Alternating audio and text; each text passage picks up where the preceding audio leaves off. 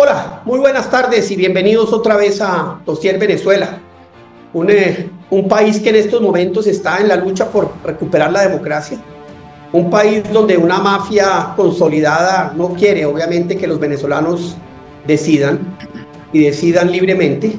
Y tenemos para hablar del tema a Nickman Evans, un politólogo venezolano, un hombre que tuvo sus pecadillos en la juventud, hizo parte del PSV, ha hecho parte de distintos partidos políticos de izquierda.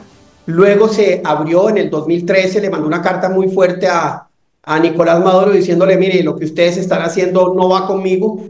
Desde ahí se ha dedicado a otro oficio, entre otras el periodismo, y en Venezuela dicen que es el dueño del tubazo, de los tubazos de hoy en día, que yo no tengo ni idea qué eran, pero ahí lo que dicen es que es el hombre que es capaz de decir las cosas que nadie dice.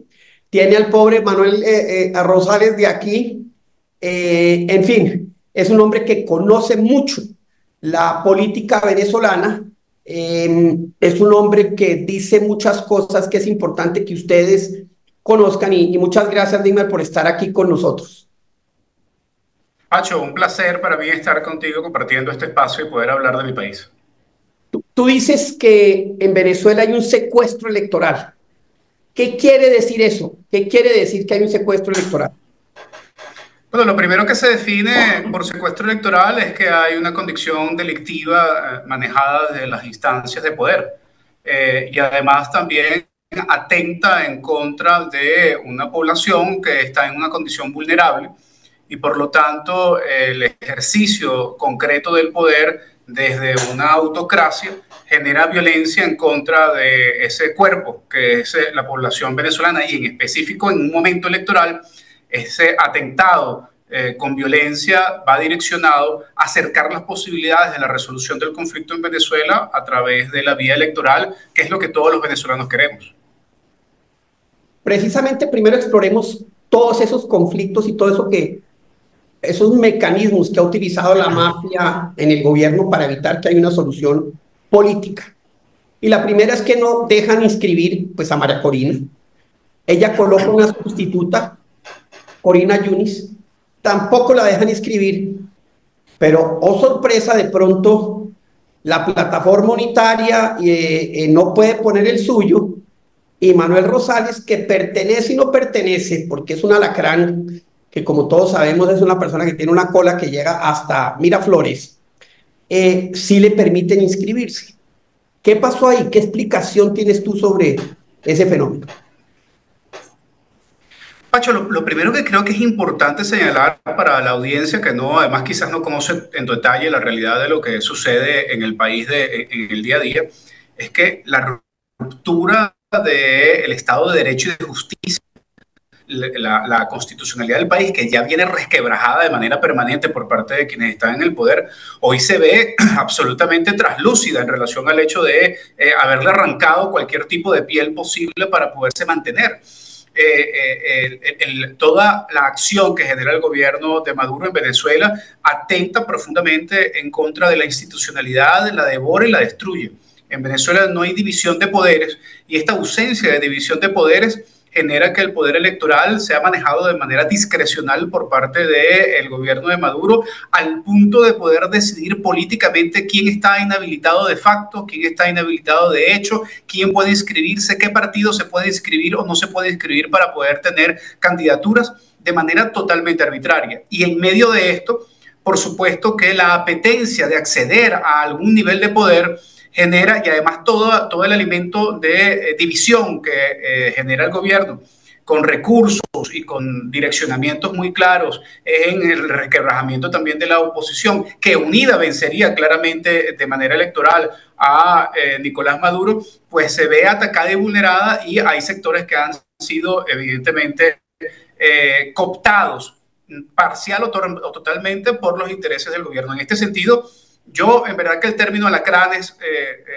es un poco complejo dentro de Venezuela, pero lo que sí está muy claro y que ha dejado muy claro María Corina Machado es que Manuel Rosales no es el candidato de la Plataforma Unitaria Democrática a través de la tarjeta de la Mesa de la Unidad Democrática, que es la única que está habilitada a esta hora que estamos conversando nosotros. No sabemos si mañana, porque los niveles de arbitrariedad se manejan en ese sentido. Y él sí pudo inscribirse. Y él dice que lo hace en función de una razón noble de no dejar a la gente con posibilidad de opción. Ya desde hace bastante tiempo hay señalamientos públicos en relación con la condición de negociación de Manuel Rosales con Maduro, y creo que la opinión pública castiga de manera contundente esto que puede ser una especulación, pero que al final pareciera que se termina dando razón como consecuencia de la posibilidad de que él sea candidato y que él no haya podido inscribir a Corina Lloris, que es la sustituta que acordó toda la plataforma unitaria, incluyendo a su partido. Eso, por supuesto, que deja muy claro la condición sobre la cual se manejan los términos de negociación de un sector de la oposición venezolana con el gobierno hoy cuestionado.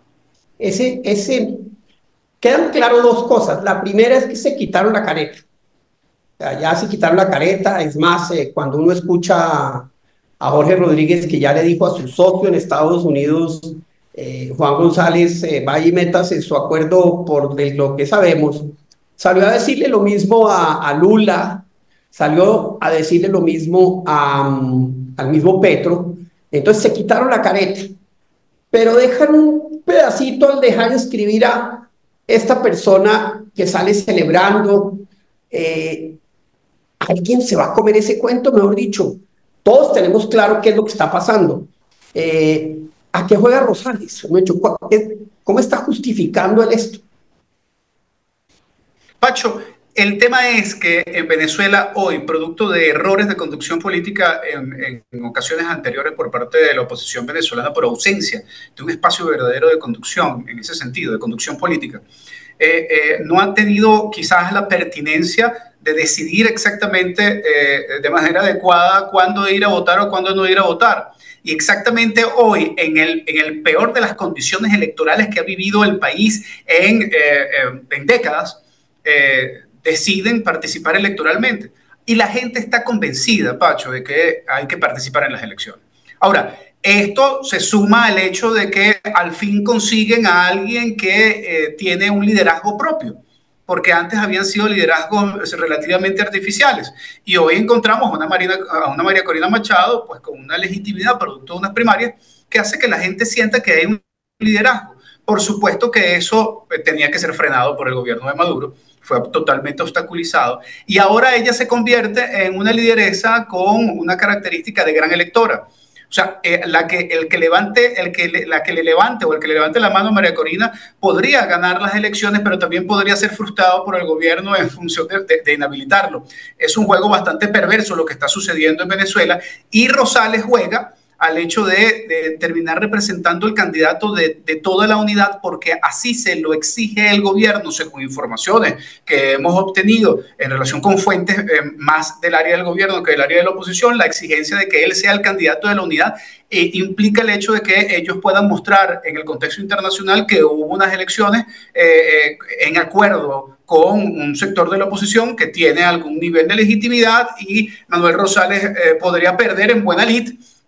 O mejor dicho, Nicolás Maduro podría ganar en buena lid en unas elecciones y tendría que ser reconocido internacionalmente. Entonces, el juego de Rosales es, como decimos en Venezuela, jugar. Hay un juego que se llama Juego Caribe, que es jugar al vivo, que es jugar a tratar de engañar al otro.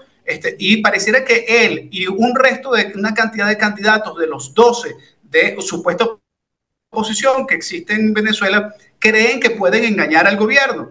Mientras el gobierno lo que hace es verlos de manera utilitaria para tratar de justificar una elección que en lo internacional tratará de legitimar el status quo. Tú hace unos días en X, o hace unos días, no, hace un día, o en Twitter, a mí toda X no me gusta, Twitter me parece que sigue siendo el nombre real de esa red social, denunciaste que 3 de los partidos de la plataforma unitaria, Nuevo Tiempo, Voluntad Popular y los ADECUS, impidieron un comunicado de la plataforma unitaria denunciando ese bloqueo.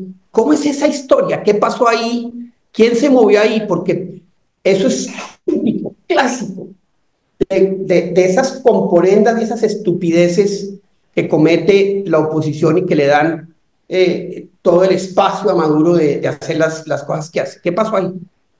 La plataforma unitaria democrática está compuesta por 10 partidos que tienen derecho a voz y voto, pero las decisiones de la directiva de la plataforma unitaria se deciden con 8 de los 10 votos. O sea, hay dos partidos que tienen la capacidad de veto, porque prácticamente una decisión como esa, pues pareciera que hay condición de veto de una minoría. Y eso es lo que han aplicado algunas organizaciones, específicamente Acción Democrática y Un Nuevo Tiempo. Y la información que publico, que me dan en ese momento, es que también el Movimiento por Venezuela, MPV, que es un partido recién creado y que, por cierto, su tarjeta fue también reconocida a última hora después de que había sido rechazada, y que inscribió a Manuel Rosales, también rechaza la posibilidad de un documento que se estaba discutiendo en donde la plataforma unitaria suscribe y mantiene lo que el día de ayer María Corina dijo a través de sus redes sociales, que es que la plataforma unitaria democrática defiende y seguirá luchando por el derecho de que la candidatura sea por parte de Corina Lloris, que ha sido la designada por María Corina para tratar de vulnerar y superar la inhabilitación que tiene ella. Incluso María Corina ayer va un poco más y vuelve a plantear la posibilidad de que ella misma sea candidata. Pero estos tres partidos, por cierto, algunos de manera indirecta, uno de manera indirecta, que es el MPB, me ha mandado decir que ellos no tienen nada que ver con eso, pero hasta ahora no han enviado réplica a Punto de Corte, que es la página web a través de la cual publicamos esta información. Y Acción Democrática, con un capture de pantalla de un chat de Signal, lo que quiso fue mostrar el hecho de ratificar que efectivamente no estaba de acuerdo con eso, porque tenía que ser por consenso. En pocas palabras, ratifica el asunto tratando de simular que no es que no quieran que haya un comunicado en conjunto. Al final, estos dos partidos y seguramente los tres que me generó la fuente, porque hasta ahora no ha sido, no han podido desmontar la información colocada, es que estos tres partidos obstaculizaron el comunicado, que por cierto todos han reconocido que existe y todos han reconocido que la redacción que he colocado y que colocó el medio es efectivamente la que ellos han rechazado. ¿Y por qué los otros partidos no deciden sacarlo a nombre propio? Miren, nosotros como partidos, esto no es que estamos diciendo esto. Bueno, hay un juego todavía de pugilato de fuerzas y algunos de esas organizaciones han decidido filtrar la información. Sin embargo, no han tenido la contundencia de dejar en claro o de velar lo que está sucediendo a lo interno. Quizás, no sé, porque aspiran todavía a generar alguna condición de mayoría absoluta. Sin embargo, hoy Andrés Velázquez, que fue ex candidato presidencial, ex gobernador de Bolívar y miembro de la Causa R, uno de los partidos aliados a María Corina Machado, salió declarando de manera muy clara y fehaciente que la unidad está resquebrajada. O sea, eso simplemente ratifica todo lo que hemos colocado a nivel de información en relación con estos temas, resumido en una frase de una facción política que quizás no quiere generar una confrontación directa, pero sí devela las condiciones sobre las cuales está lamentablemente en este momento un sector de la oposición venezolana representada en la plataforma unitaria democrática. Resquebrajada, pero la base fundamental sigue estando unida. O sea, los tres partidos que no están son representativos de muy poco de la oposición. Entonces sí, pues lo que ha hecho Maduro es resquebrajar esa unidad total, pero los otros 7 partidos y los partidos más grandes están ahí. Francisco, yo como politólogo he tenido la oportunidad de generar algunos planteamientos en relación a la condición actual del sector de la oposición venezolana, incluso más allá de la plataforma unitaria. Es importante resaltar que el único candidato de izquierda que pretendía inscribirse, que es el periodista Manuel Isidro Molina, también le hicieron una jugarreta del sistema electoral, producto de la ausencia de división de poderes, y la tarjeta a través de la que se iba a inscribir la rejudicializaron. Ya estaba judicializada y la rejudicializaron en función de evitar que pudiese inscribirse a través de Nuvipa. Entonces, con esto te quiero decir que hay un espectro un poco más amplio de la oposición venezolana, incluyendo los sectores de izquierda apoyados por el Partido Comunista de Venezuela, que también ha sido judicializado, el sector que fue expropiado de la tarjeta, que deberían tener un espacio de debate y de conducción política en el país para poder avanzar en relación con las estrategias, porque sin duda alguna, si no hay una reunificación de la oposición democrática, no salpicado por los intereses del gobierno y de las filtraciones y financiamiento del gobierno, pues muy difícilmente podrá haber un nuevo direccionamiento hacia acciones mucho más concretas. La recomposición de la oposición está en las puertas de generarse como consecuencia de una necesidad. La unidad monolítica está en la gente. Que en el 80% de su postura lo único que está esperando es que todos nos pongamos de acuerdo para decir vote por indiferentemente de quién sea, para poder orientar la acción hacia la movilización del 28 de julio. Tal es el miedo de Maduro y su séquito, que hasta esa izquierda del Partido Comunista le tienen temor. Sí, sin duda alguna. Los señalamientos por parte del Partido Comunista de Venezuela llegaron al nivel de que el gobierno decidió expropiar la tarjeta y designar a un usurpador en la directiva, que además era de las filas de su propio partido, proveniente del estado Táchira, del PSUV. Sin embargo, el Partido Comunista sigue sigue labrando su propio camino. Lamentablemente no hay vasos comunicantes entre el sector de María Corina y del Partido Comunista, pero sin duda alguna en algún momento inevitablemente tendrán que coincidir, porque la necesidad que reclama el pueblo de la coincidencia de sectores de izquierda o sectores exchavistas y radicales en relación con las posturas de centro, de derecha, de centro izquierda, que comparten la plataforma unitaria, y otros sectores de la oposición, como la plataforma Consenso, que es otro sector que está ahí, que no ha asumido postura electoral más no política en relación con una preferencia de candidato, pero está promoviendo la necesidad de que haya un debate y una búsqueda de coincidencias y de consenso dentro del sector de oposición. Tendrán que sentarse para poder articular esfuerzos mucho más contundentes, especialmente teniendo el reloj en contra, ¿no?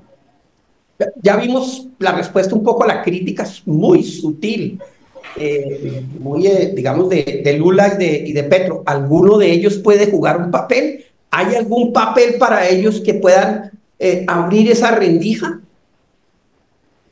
No hay ninguna duda, Pacho, que la situación de la realidad, la movilización de los venezolanos huyendo del terrorismo de Estado en Venezuela y de las condiciones económicas afectan de manera directa y proporcional el futuro de Colombia y de Brasil, que son las dos puertas de salida del pueblo venezolano.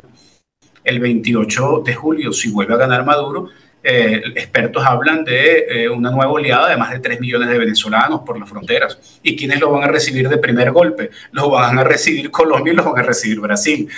Así que por más izquierda y por más enajenación política que haya de tratar de defender a Maduro como a alguien de izquierda y tratar de alinearlo hacia una vía un poco democrática, pues el mismo Lula, por ejemplo, que ha sido el más reacio en generar señalizaciones en contra de Maduro, después de la descalificación y una especie de expresión de misoginia en contra de María Corina Machado, diciéndole que dejara de llorar y que asignara a una sustituta o un sustituto. Bueno, ella terminó nombrando al sustituto y no se la dejaron inscribir a la sustituta, a Corina Lloris. Y Lula ha tenido que retractarse de sus palabras, porque al final ha tenido que dar la razón de que María Corina hizo lo que tenía que hacer y el gobierno simplemente obstaculizó sin ningún tipo de justificación esto. O sea que el panorama continental, especialmente de los actores de izquierda que han simulado tratar de contener la realidad de Venezuela en relación a esta simulación democrática que existe en el país, pues ya es incluso insostenible para sus aliados más aférrimos desde el punto de vista de la empatía, o no sé si de la deuda que le tienen el financiamiento de las campañas electorales. Pero en todo caso, quizás el que falta por pronunciarse es Manuel López Obrador, pero ya el hecho de que Petro, que ya ha hecho algunos señalamientos y ha tenido que ser mucho más contundente en estas últimas horas, y el mismo Lula da Silva, que no había emitido ninguna opinión contraria, pues ya es imposible de sostener. No decir nada de Pepe Mujica, por ejemplo, que ya cada vez que habla, pues avanza mucho más en una postura mucho más contundente. Creo que hay algunos de izquierda entrampados y hay una izquierda que también dignifican sus posturas de manera histórica y bueno, y se va develando cada vez más la situación de apremio del gobierno de Maduro de tratar de sostener a algunos aliados internacionales, cosa que sin duda alguna afecta de manera importante, quizás no determinante, pero sí importante y además le da fuerza a la situación interna, especialmente opositora, a reflexionar sobre el hecho de que si ya incluso la izquierda mundial empieza a unificarse en contra de Maduro, ¿cómo no va a terminar de unificarse la oposición venezolana en contra de Maduro en las próximas elecciones? Y Noruega, que se la ha jugado, Barbados, no sé qué, México, Noruega, paz, vamos, negociación. María Corina le entrega la carta diciéndole, oigan, mire cómo los están persiguiendo, que lo están persiguiendo de una manera brutal. ¿En qué queda Noruega, su credibilidad?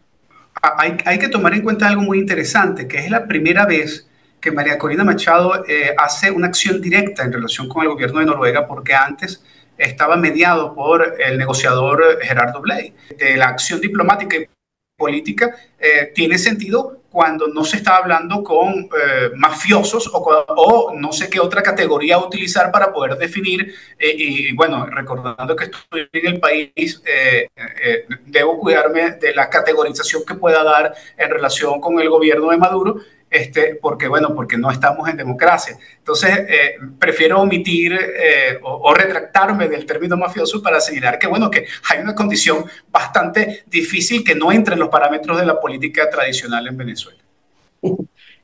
Yo sí puedo decirlo en cambio, es un gobierno mafioso, es un gobierno cleptocrático, alimentado por narcotráfico, en fin.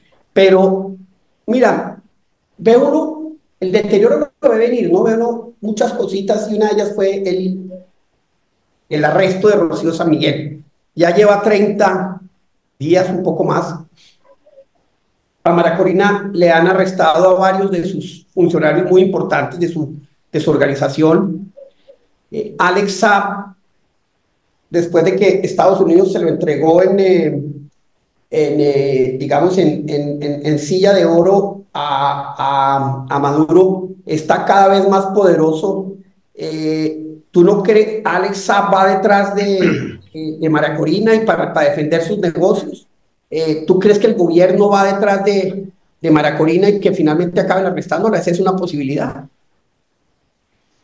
Pacho, el riesgo de ser detenidos en Venezuela, especialmente si tienes posición propia y política, es constante.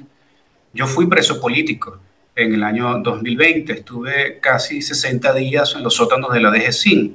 He decidido no irme del país y seguir acá aportando lo que pueda aportar para la reconstrucción y la construcción de una nueva democracia. En el caso de Rocío San Miguel, que ya lleva 50 días, 51 si más no me equivoco, en esta condición, y además de Tarazona, y de otra cantidad de presos, son aproximadamente 300 presos políticos, por cierto, siguen siendo la mayoría militares. Da cuenta de la situación, incluso de temor que, más que de temor, de zozobra, porque es que yo no creo que el gobierno esté temeroso, pero sí se encuentra constantemente como acorralado y huye hacia adelante, tratando de detener a activistas que están en torno al principal equipo del entorno de María Corina Machado, a miembros del Partido de la Causa R, a periodistas. Bueno, lo más reciente es que acaban de detener a un youtuber y periodista venezolano, Oscar Alejandro, por un extracto en donde señala un edificio en donde hay unas centrales que manejan todo el tema de las tarjetas de crédito y todo lo demás.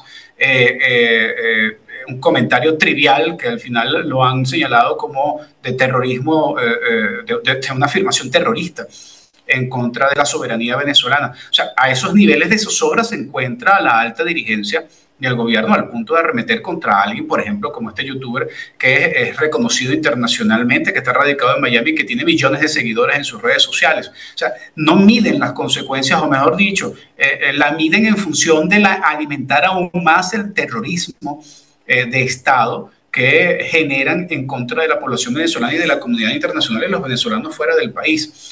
Esto, por supuesto, que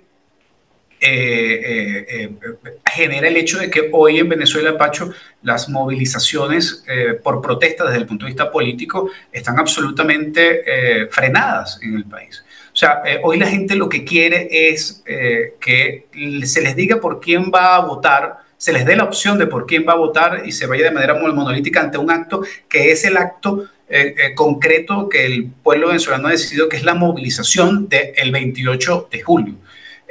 Ahora, por supuesto que un gran fraude el 28 de julio, sin duda alguna, dejará esa activación de movilización de la ciudadanía ahí, latente. Pero antes de ese acto no hay posibilidad de que haya condición alguna, al menos que haya algo sobrevenido que genere alguna movilización extraordinaria, porque hay temor generalizado, hay terror generalizado de la población venezolana. He escuchado que no hay unidad monolítica en el epicentro de esa mafia, ese poder, que hay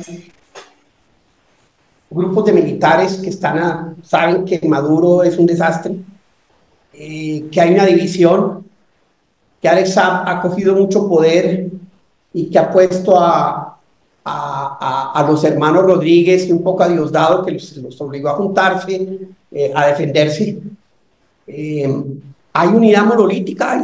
¿Qué está pasando allá adentro? Porque es que también se están jugando el futuro y se están jugando la posibilidad de tener una salida o acabar en la cárcel, o quién sabe qué deterioro puede haber, porque no nos olvidemos que en un momento dado Chuchesco lo juzgaron y lo fusilaron, o lo mismo pasó con Gaddafi, y que estos estallidos sociales, por cuenta de lo que puede pasar en Venezuela, se pueden dar si no hay una salida con legitimidad, que es lo que tú decías. El pueblo colombiano, el pueblo venezolano está pidiéndolo a gritos.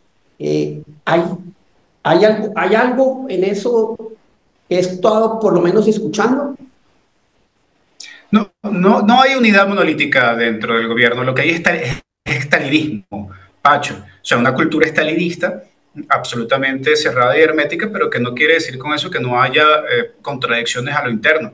Fíjate tú que no hay tanta unidad monolítica que el Partido Socialista Unido de Venezuela pasó de decir que tiene 7 millones de inscritos en su partido a solamente reconocer que mueven en una elección hasta 3 millones o 4 millones de votos, que sabemos además que seguramente tienen que ser menos, y además la mayoría de esos son votos movilizados por cooptación, por represión, por amedrentamiento. O sea, que es un partido que ha venido permanentemente desde que está Maduro en el poder, e incluso desde la última elección de Chávez ha venido mermando en cuanto a cantidad de votos, que es un indicador interesante de la capacidad de movilización que tiene, no decir de sus militantes, que solamente se mantienen a través del interés crematístico, de la posibilidad de ver cómo expolian la renta venezolana, la poca que queda, para seguirse enriqueciendo. Quizás esos son los más convencidos, y una casta política, una élite política que busca preservar sin duda alguna su vida, porque siente que podrían estar en riesgo si se genera algún tipo de sustitución democrática en sus puestos. Ahí hay un debate importante, Pacho, que es el cómo garantizar la posibilidad de que se genere en Venezuela una transición en donde ellos no vean afectados totalmente sus intereses, y que eso permita que ellos puedan ceder a la posibilidad de una alternabilidad democrática. Algunos radicales hablan de que esto no debe ser así, que debe haber justicia radical. Otros dicen que, bueno, que lo mejor es aprender de algunas experiencias extranjeras y sobre ello tratar de imitarlas, pero la verdad es que hasta ahora los que están en el poder lo que sí tienen es una absoluta convicción de no ceder el poder. Ojalá algunos elementos de procesos de negociación que han estado haciendo quizás algunos actores o en paralelo, o ellos mismos terminen cediendo ante una realidad inevitable, que es que no tienen la mayoría del apoyo venezolano, porque por más autocracia que haya, una cosa es que seas temido y otra que seas odiado. Y pareciera que hay decía Maquiavelo, no lo digo yo, para que no me apliquen la ley del odio aquí en Venezuela, Pacho. Pero en realidad el resentimiento que hay del pueblo venezolano hacia el gobierno de Maduro sin duda alguna se va acumulando y creo que muy difícilmente podrá tener algún tipo de reverso hasta que no haya una posibilidad de alternabilidad o de sustitución de ellos en el poder. Uno de los elementos que juegan aquí en toda esta ecuación, que genera pues tanta inestabilidad, y estoy de acuerdo, unas elecciones ilegales es solo aplazar el problema por un poquito, porque lo que viene detrás es muy grande. O sea, la legitimidad de un Castro no la tienen, nunca la tuvieron, la tuvo Chávez, no la tiene Maduro ni la tiene la cleptocracia de Maduro. Entonces, esa es una bomba de tiempo que va a estallar, pero muchas veces necesitan distracciones para que esa bomba se aplace, y una de ellas es el Esequibo. Entonces mi pregunta es, ¿tú crees que puedan crear algún tipo de acción para generar una distracción frente al Esequibo? ¿Tiene Venezuela los militares preparados? Porque como destruyeron la fuerza pública, destruyeron las fuerzas armadas, destruyeron lo que Venezuela tuvo, ¿pueden hacer algo? ¿Tú crees que Esequibo sea un elemento en el que se pueda jugar? El conflicto con Guyana sobre el territorio del Esequibo venezolano no es una distracción, Pacho. Es la carta debajo de la manga, es el plan B o el plan C que tienen si al final algún tipo de presión que se genere a lo interno del país y fuera del país termina obligando a que se debe inscribir María Corina o Corina Lloris o alguien que tenga la legitimidad producto de todo el esfuerzo que ha hecho un sector de la oposición por tratar de legitimarse para poder aglutinar el voto en Venezuela. Si este fenómeno se llega a dar, incluso supongamos con Manuel Rosales, que es bastante difícil, pero incluso con él, o sea, si ellos ven en riesgo la posibilidad de ganar las elecciones del 28 de julio, la estrategia de generar algún tipo de conmoción nacional y de defensa de la soberanía y suspensión de garantías es un escenario que se está manejando ya desde hace tiempo y ellos han preparado todas esas condiciones durante estos meses para que esto se dé. No es solamente un globo de ensayo para tratar de distraer a la gente, es una estrategia política que sería el elemento para generar todo un ardid en función de poder suspender las elecciones si ellos lo consideran necesario, porque hasta para eso están preparados. Ay, Dios mío, y en este panorama tan difícil, tan triste, tan complejo, y creo que esta conversación lo ilustra con un nivel de detalle que uno queda triste, preocupado, rabioso, en fin. ¿Qué puede hacer la oposición? Dime, Nacho. Pacho, yo creo que sin duda es un momento muy difícil incluso para la oposición venezolana, pero yo creo que los que hoy pueden hacer más que la dirección de la oposición venezolana es el pueblo venezolano. No quiero romantizar el tema, pero en verdad que la convicción que tiene la mayoría del pueblo venezolano de ir a votar es algo que primero contiene el hecho de la posibilidad de generar algún tipo de arrebato a la conducción política. Y creo también que la convicción que tiene el pueblo venezolano de no escoger a cualquiera que represente a la oposición por decirse que es de oposición, sino que tenga además la convicción ética de poder conducir al pueblo venezolano rumbo a una verdadera victoria y sustitución en el poder de quienes están ostentándolo hoy, pues creo que tiene que ser un elemento de reflexión importante para que de manera inmediata los sectores de oposición redefinan las estrategias y redefinan incluso las articulaciones. O sea, porque es que tampoco podemos pensar que el 100% de la oposición venezolana va a poder generar el consenso absoluto, pero yo creo que el mayor consenso posible con la mayoría de las fuerzas posibles, diciendo estamos aquí, damos un paso adelante y asumimos con seriedad el hecho de poder plantearle al pueblo venezolano por lo menos 2 o 3 escenarios que sean viables y que sean bien planificados de manera estratégica para dosificarlos, creo que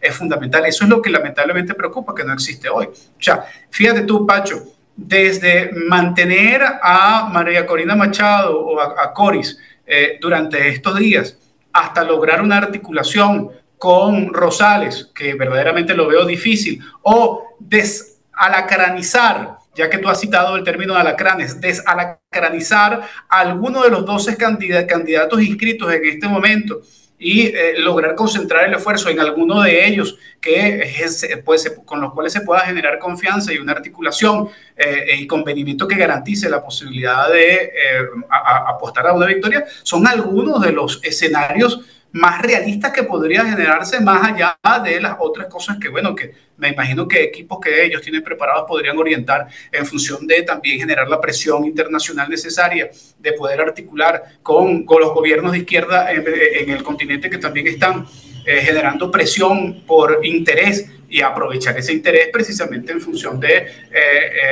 tratar de cercar la decisión de Maduro hacia la posibilidad de que decline en estas posturas tan radicales. Bueno, de eso también la historia está llena, de posibilidades de que unas estrategias bien diseñadas vayan avanzando. El tema es, Pacho, que el tiempo apremia y que la ausencia de la posibilidad de estas estrategias, por lo menos en la percepción, no quisiéramos nosotros saber el detalle porque deben ser estrategias bien simuladas, pero por lo menos en la percepción, pues parecen estar distantes de la posibilidad de que esto se canalice. Ojalá se esté avanzando, lo esté avanzando María Corina, yo no sé si Rosales, no podría afirmarlo, pero por lo menos parte de los partidos de la plataforma unitaria, junto con esa oposición mucho más amplia que está por fuera de la plataforma unitaria, estén articulando en este momento con ese objetivo.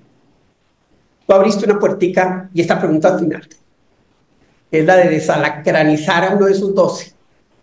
Y yo estaba mirando la lista y hay uno que se me vuelve y va y vuelve, que es el humorista.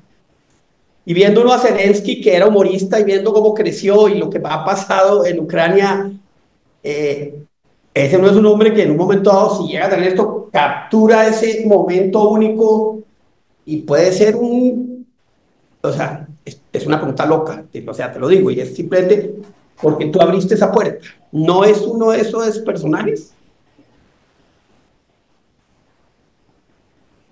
Mira, lo que sí hay es una convicción tan grande de la población venezolana de querer votar y hacer un ejercicio de la economía del voto con base en el que pueda derrotar a Maduro, pero que además también tenga un mínimo de presencia o de principios éticos que puedan generar la confianza a la población venezolana, que de ahí, de la lista, a priori, sin ningún tipo de preferencia, te podría decir que sí, efectivamente, el Conde podría catalizar esto, pero también Enrique Márquez, ex rector del CNE y que fue antiguo aliado de Rosales, podría ser esa figura que quizás no moleste a la mayoría y que podría convertirse en un potable en lo interno de la oposición.